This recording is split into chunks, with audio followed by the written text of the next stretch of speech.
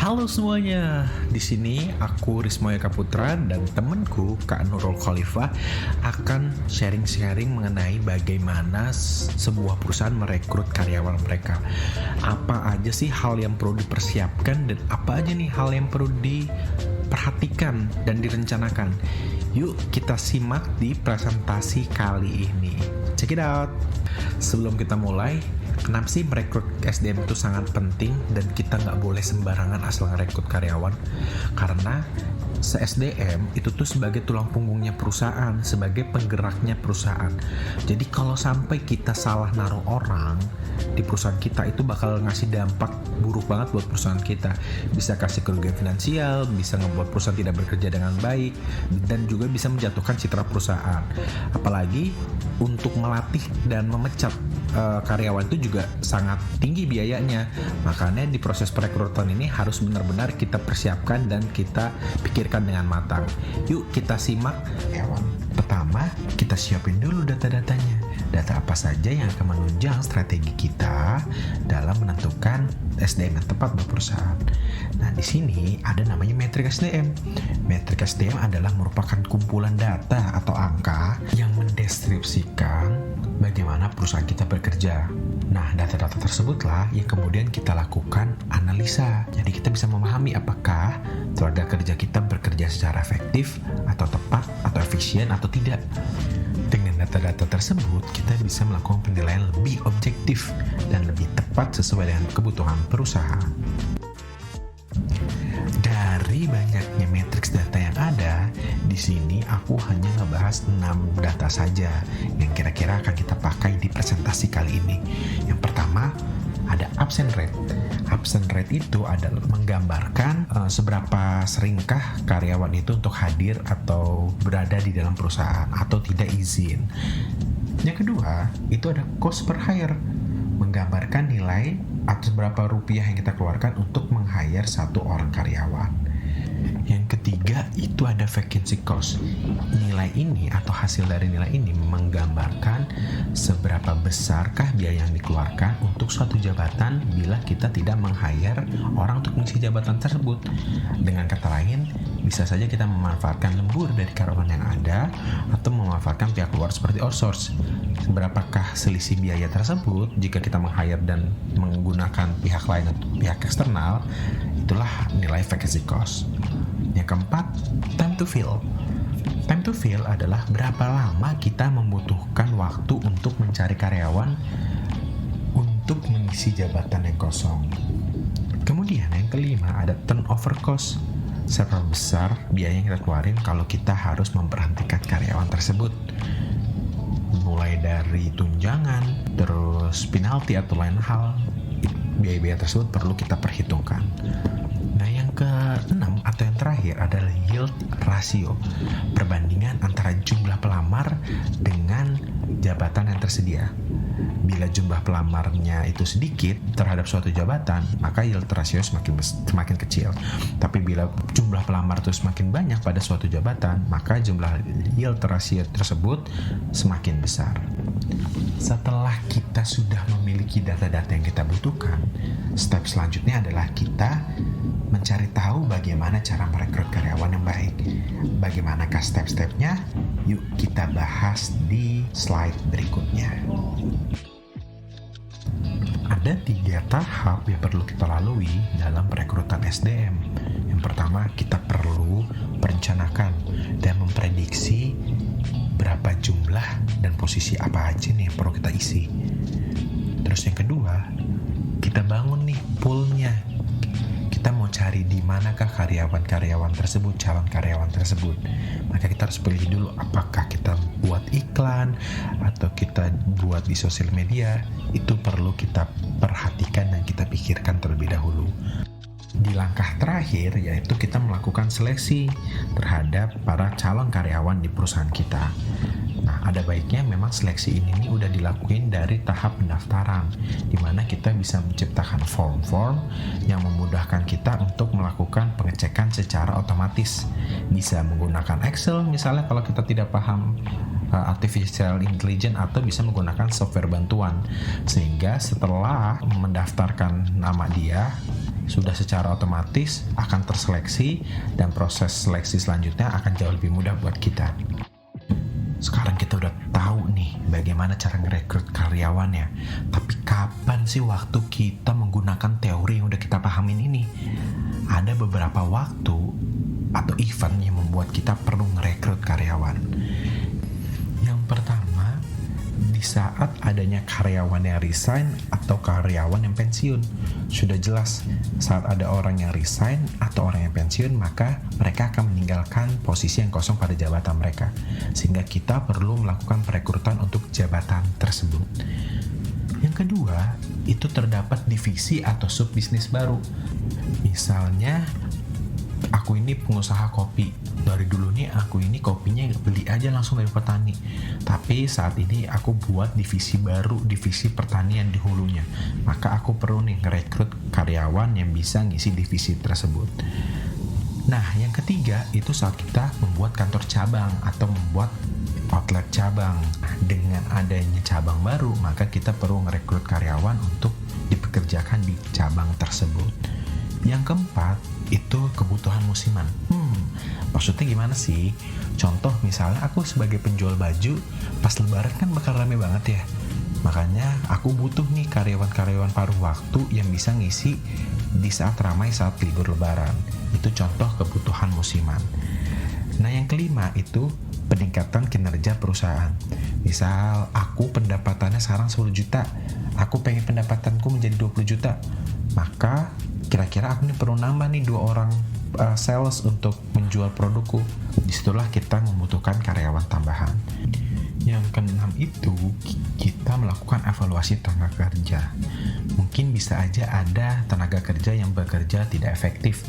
Maka kita perlu nih melakukan treatment, dan salah satu treatment yang paling buruk atau yang paling akhir adalah dengan terpaksa kita harus memberhentikan tenaga kerja tersebut dan menggantikannya dengan tenaga kerja yang baru.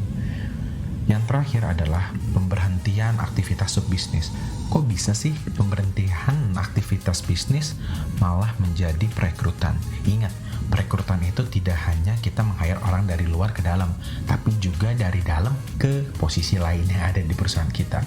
Nah, dengan kita memberhentikan subbisnis, maka akan banyak sekali karyawan yang akhirnya tidak memiliki job desk. Maka dari itu kita perlu memindahkan karyawan-karyawan tersebut ke divisi-divisi lainnya. Maka disitulah ada proses perekrutan internal. Jangan pusing dulu, kita lanjutin ya. Setelah kita tahu nih kalau kita butuh karyawan, maka kita perlu memprediksi berapakah jumlah karyawan yang kita butuhkan. Yang pertama itu ada analisa tren. Analisa tren ini kita melihat sejarah perusahaan kita dari dulu. Misal kalau kita buka cabang baru, kita butuh 10 karyawan. Nah, maka kita juga perlu merekrut 10 karyawan saat kita mau membuka cabang baru di kemudian hari. Yang kedua, ada analisa rasio. Misalnya kita lihat nih, oke, pendapatan kita tadi sekarang 10 juta, kita pengen jadi 20 juta. Dengan 10 juta kita punya 2 sales, maka kalau kita mau 20 juta, kita butuh 4 sales. Nah, pola semacam itulah hubungan antara X dan Y yang perlu kita terapkan di dalam analisa rasio. Nah, yang ketiga itu ada scatter plot. Nah, scatter plot ini membandingkan antara variabel bebas satu dan variabel bebas lainnya. Kalau di kafeku, aku pakai seperti contohnya. Kalau aku punya kursi atau tempat duduk pelanggan itu 50, maka aku akan pakai 3 karyawan aja. Tapi kalau di outlet aku ada 5-100 tempat duduk, maka aku bisa pakai 7 karyawan. Nah, perbandingan antara jumlah kursi dengan jumlah tempat karyawan yang ada, itulah namanya hubungan di dalam scatter plot. Yang keempat itu pemantauan tenaga kerja prediktif. Kita kan tahu ya tenaga kerja, biodata tenaga kerja yang bekerja di tempat kita. Maka kita tahu nih mereka kelahiran tahun berapa, segala macam. Jadi kita bisa memprediksikan apakah sudah saatnya mereka untuk pensiun atau tidak. Jangan tiba-tiba sebulan lagi ada karyawan pensiun, baru kita kelabakan mencari pengganti karyawan tersebut. Nah, yang terakhir, yang kelima, itu penilaian manajer. Mungkin ada kasus-kasus tertentu nih yang kita butuh modifikasi dari pandangan subjektif dari seorang manajer. Contohnya misal aku bisnis cafe tadi aku bilang. Nah, aku lagi mau buka outlet baru, tapi outlet barunya ini ternyata food truck, bukan outlet konvensional pada biasanya. Maka dari itu perlu kan tenaga baru itu si driver food truck tersebut. Maka seorang manajer perlu memiliki skill untuk menelaah hal-hal seperti itu. Oke. Sekarang kita udah banyak banget nih nguasain materinya. Jadi pertama, kita udah tahu bagaimana step-stepnya. Kedua, kita udah tahu kapan kita harus cari karyawannya. Yang ketiga, kita sudah tahu berapa jumlah karyawan yang mau kita cari. Sekarang saatnya kita mencari nih karyawannya. Nah, mencari karyawan itu tuh bisa dari luar atau dalam perusahaan. Pertama aku bahas dulu nih, bagaimana cara kita mencari karyawan dari dalam perusahaan. Nah, dalam perusahaan mungkin lebih identiknya bukan kita merekrut ya, tapi ada namanya promosi, ada namanya mutasi, atau mungkin rolling jabatan. Benefitnya apa kalau kita meng-hire karyawan tuh dari dalam perusahaan kita sendiri? Pertama, karyawan tersebut itu tidak perlu beradaptasi lagi dengan budaya perusahaan, karena mereka sudah tahu apa visi dan misi perusahaan kita. Jadi mereka bisa langsung lari bekerja sesuai dengan budaya perusahaan kita. Yang kedua, perusahaan dengan pasti mengetahui kemampuan karyawan tersebut. Tidak kita beli kucing dalam karung, tidak kita tebak-tebak dengan melihat CV, tapi kita sudah tahu track record karyawan tersebut dan kita sudah paham cara kerja karyawan tersebut.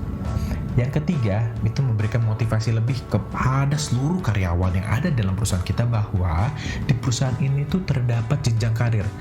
Mungkin dari yang tadi staf biasa bisa naik sampai ke level manager atau bahkan sampai level direktur.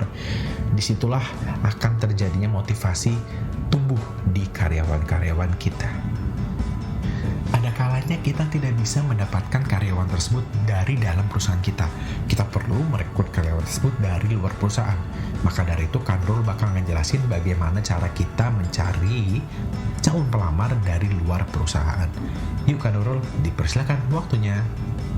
Nah, sekarang Nurul lanjutin ya, sharing-sharing terkait bagaimana kita dapat menemukan calon pelamar dari luar perusahaan.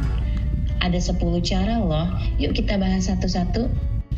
Agensi non-profit dapat dimanfaatkan untuk mencari karyawan dengan keterampilan khusus seperti mencari tenaga ahli bangunan dalam asosiasi konstruksi atau konsultan sangat memudahkan perusahaan untuk mendapatkan calon karyawan dengan kompetensi yang mereka cari.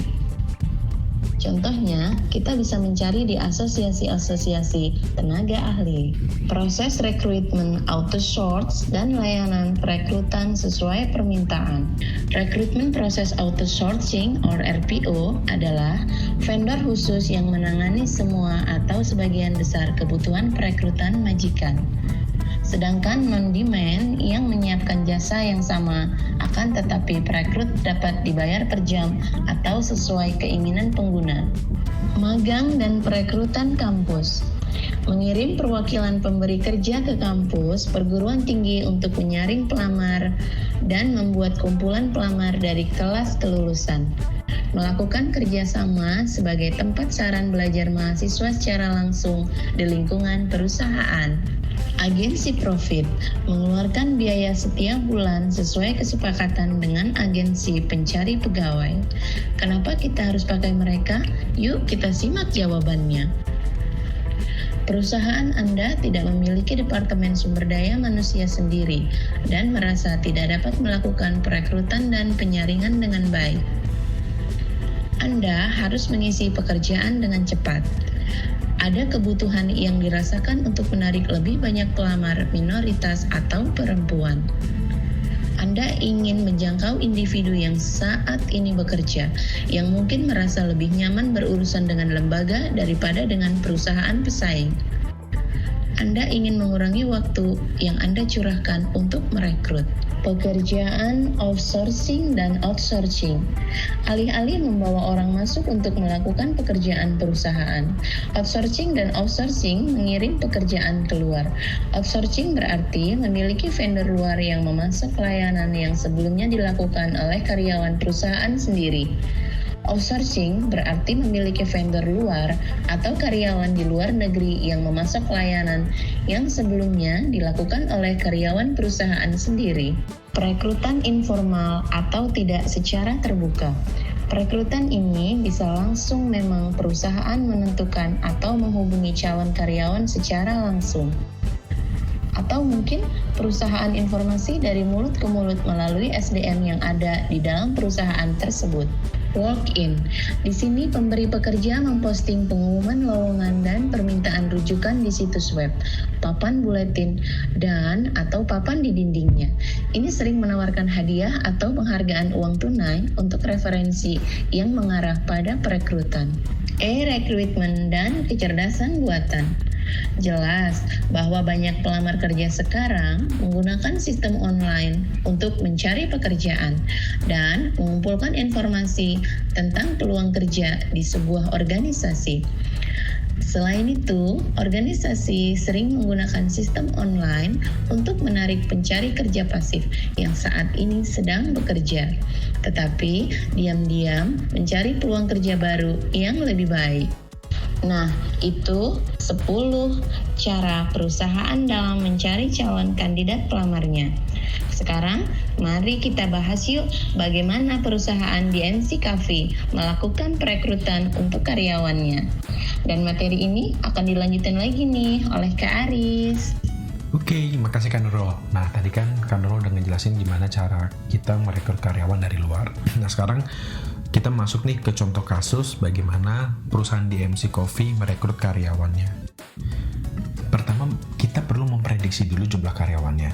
Jadi DMC Coffee memprediksi jumlah karyawannya itu dengan membandingkan adalah jumlah tempat duduk yang tersedia dengan jumlah karyawannya. Jadi semakin banyak tempat duduk yang tersedia untuk pelanggan, maka semakin banyak juga karyawan yang akan direkrut oleh DMC. Kemudian untuk posisi jabatannya, nah, DMC ini melihat sejarah yang sudah ada gitu, outlet-outlet yang sudah ada. Jabatan apa aja sih yang perlu diisi di dalam outlet? Itu sudah terekam otomatis karena melihat contoh outlet yang sudah berdiri di sebelumnya. Nah, perencanaan dan prediksi mungkin bisa saja berbeda hasilnya atau meleset dari aktual di lapangan, kebutuhan asli di lapangan. Maka DMC ini melakukan review setelah 3 bulan pertama berjalan, masa probation kepada setiap karyawan, kita mereview nih, melihat revenue outlet terhadap metrik SDM. Tapi nggak sembarang semata-mata kalau revenue outlet kita di atas dari metrik SDM, kita langsung nambah staff, tapi ada beberapa hal yang kita pertimbangin. Yang pertama adalah evaluasi kinerja karyawan terlebih dahulu. Apakah semua karyawan setelah bekerja sesuai SOP yang ada? Apakah mereka misalnya membuat kopi, satu buah kopi selama 15 detik atau tidak? Atau mereka menyajikan makanan selama 5-7 menit atau tidak. Nah, bila tidak melakukan SOP dengan efektif, maka perlu kita kaji ulang dulu nih kinerja karyawan untuk mengikuti SOP. Apakah itu bisa membantu efektivitas kinerja? Bila tidak, kita lanjut ke analisa berikutnya. Nah, SOP udah bener, SOP udah berjalan dengan maksimal. Sekarang kita cek dulu nih, kalau kita kasih uang lembur aja karyawan kita gimana ya, gitu kan. Mereka bekerja tadinya 8 jam, kita buat jadi 10 jam. Apakah mereka bisa menutupi kekosongan bila kita tidak meng-hire karyawan baru? Nah, itulah kita bisa membandingkan vacancy cost-nya, cost yang kita keluarkan untuk bayar lembur dengan cost yang akan kita keluarkan bila kita ngerekrut karyawan. Jika masih untung yang lembur, maka ya kita jangan meng-hire dulu, kita manfaatin karyawan yang ada. Untuk yang ketiga, kita bandingin dulu juga yield ratio dan time to fill-nya untuk jabatan tersebut. Kalau yield ratio-nya besar, kalau time to fill-nya pendek, ya udahlah nanti aja, tunggu bener-bener butuh banget baru kita hire karyawan. Kenapa? Ya toh ngisinya cepat gitu, yang mau daftar juga banyak, jadi tahan-tahan aja dulu. Tapi kalau yield ratio-nya kecil, time to fill lama, nah itu baru deg-degan tuh, kita perlu siapin benar-benar karyawan dari sedini mungkin. Bila 3 aspek tersebut sudah tidak bisa kita akal-akalin lagi nih, oke, kita harus nge-hire karyawan. Ya udah, kita hire karyawan, tapi kita cek dulu cashflow perusahaan kita terhadap biaya cost per hire-nya yang kita butuhin. Jika masuk, sok monggo kita jalanin aja, kita rekrut karyawan karena memang kita butuh karyawan tersebut. Sama dengan teori yang ada gitu, ngerekrut karyawan di dalam DMC Coffee juga tuh nggak semata-mata langsung dari luar, tetap kita pertimbangin untuk cari dulu dari dalam gitu. Nah, di sini kita atau manajer lebih tepatnya di outlet itu berusaha bersifat objektif dengan kita memiliki form penilaian. Form penilaian tersebut akan kita sandingkan dengan benchmark kriteria pada posisi jabatan yang ingin diisi. Jika dia masuk atau melampaui benchmark yang ada, maka kandidat tersebut bisa dipertimbangkan untuk dipromosikan mengisi jabatan yang kosong di atasnya. Kalau memang sudah tidak ada, sama seperti teori, kalau udah nggak ada juga ya terpaksa nyari dari luar gitu. Nah, kita di MC Coffee, cara nyari luarnya biasa kita manfaatin media sosial ya, dengan Instagram resmi kita di MC Coffee _ itu kita nge-publish lowongan kita. Biasanya kita juga minta bantuan nih dari akun-akun yang biasa nge-share tentang lowongan-lowongan pekerjaan untuk nge-blasting lowongan kita, sehingga kita bisa dapetin pool karyawan, calon pelamar itu jauh lebih besar lagi. Oke, itu dia presentasi kali ini. Jadi kesimpulannya, kita sekarang udah tahu nih bagaimana tahapan-tahapan dalam merekrut karyawan, data apa aja nih yang kita butuhin, terus kita harus merekrutnya dari dalam atau dari luar. Kalau dari luar, opsinya dari mana aja kita merekrutnya. Kita sudah paham itu semua, dan buat teman-teman semua yang punya cerita-cerita tentang perekrutan karyawan di perusahaan kalian, tulis ya di kolom komentar ceritanya seperti apa. Dan kalau ada yang mau ngasih saran juga boleh nih, tulis aja di kolom komentar dan request mau minta video apa aja nih yang kita bahas lagi nanti. Dari aku, Risma Eka Putra, dan rekanku Kanurul, kita ucapkan terima kasih. Sampai jumpa.